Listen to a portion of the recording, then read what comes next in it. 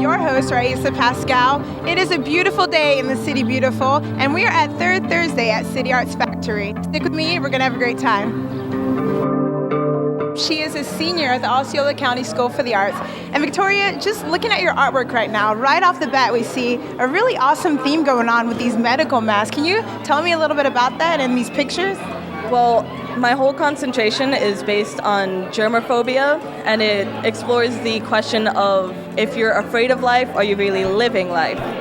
So it's just people in everyday things, but are they really experiencing what they're doing, or are they hiding behind the mask that they're wearing?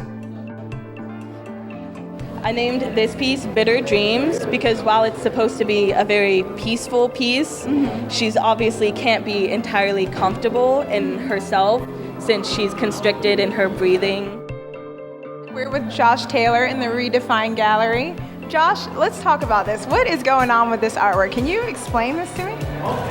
Well, I have a little world called Gastonia. Okay. And this is all about the 6th age of Gastonia, which is kind of like a medieval,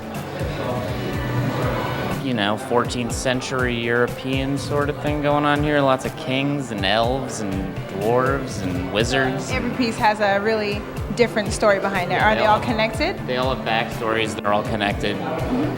These are the main figures of the 6th age of Gastonia. The Paint Orlando Blue exhibit is a wonderful example of a number of agencies working together.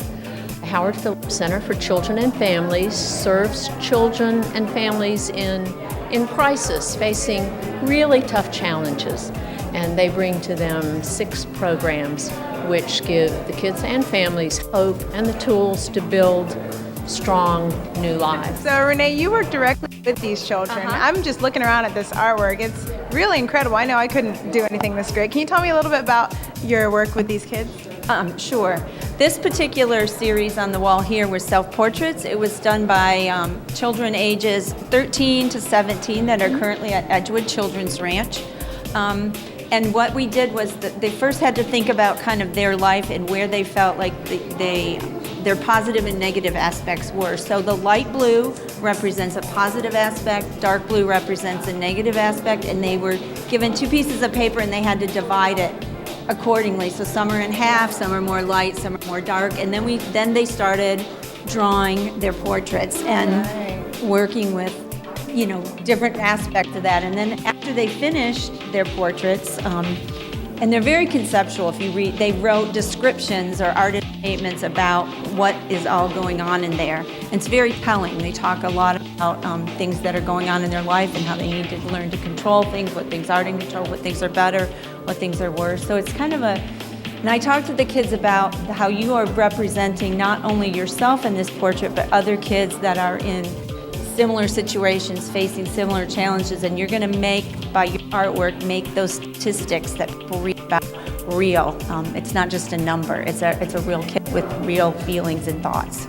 So that's that particular project. So weirdly awesome, Can you tell me a little bit about this? How'd you get involved with this? I've always loved big eye art since I was a kid, looking at Disney and just art over time of collecting in junk stores, antiques like Margaret Keene's right here, a lot of the big eye art of the 60s and 70s, and there's a huge rise of it again coming up since then, so I wanted to do something to really show people that it's coming back.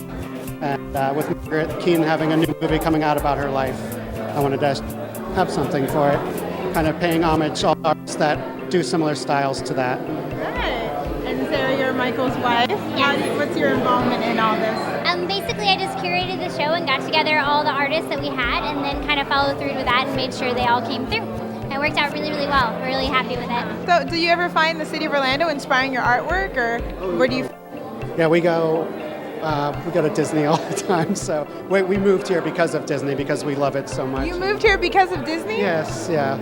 We've traveled everywhere, and we just love being around the parks and for inspiration to go there, and if I want to study anything, to be able to go and look at different flowers, trees, animals, there's always something new. So. The New Vision Showcase is representing a group of artists that we come together with like minds to celebrate art. We have a lot of diversity within our group, mixed media, realism paintings, abstracts. We meet monthly at Sam Flax, which is a local art store.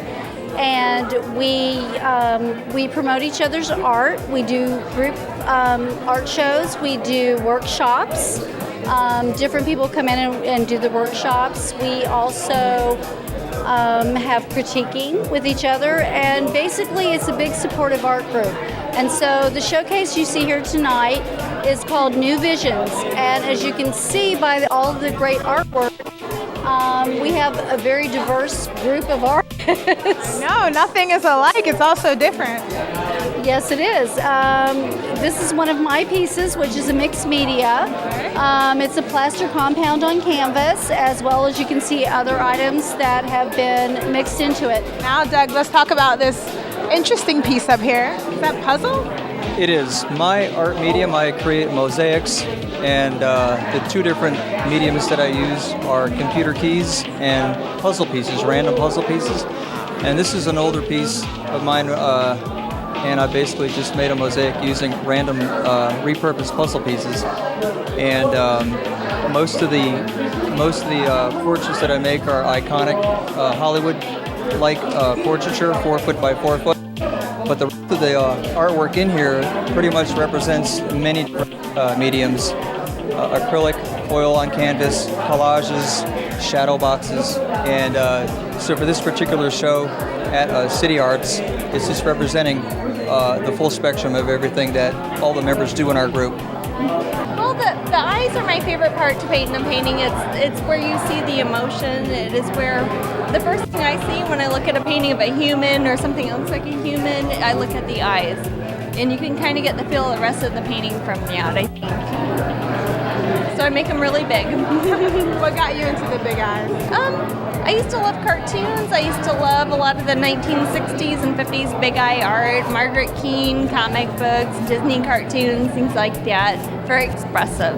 How do mediums play into this and your technique? Well, I am very traditional. I use acrylics rather than oils because I like that they're non-toxic, but I still treat them as oils. I paint them very... I follow a lot of the old masters techniques of doing an underpainting and then glazing over colors on top of that. And I put a lot of thought into detail and composition and the arrangement of different fruits and the symbolism of things. I have a little skeleton in there and I have a snail on top of it to show a little symbol of, I guess the Latin word would be vanitas, meaning thinking about your mortality, and kind of juxtaposing that against a fruit or a flower, which is very temporary but very beautiful, and something that would kind of bring a sense of life to it, something as still life, which would normally be dead. Thank you for joining us. We talked to some great artists and saw some great artwork. Don't forget to log on to your Facebook and go to the Orlando Live Facebook page. Write down your favorite film and tag the Florida Film Festival, and you can win free tickets. All right, well, I'm your host, Raisa Pascal. This is Orlando Live, and don't forget to keep Orlando awesome.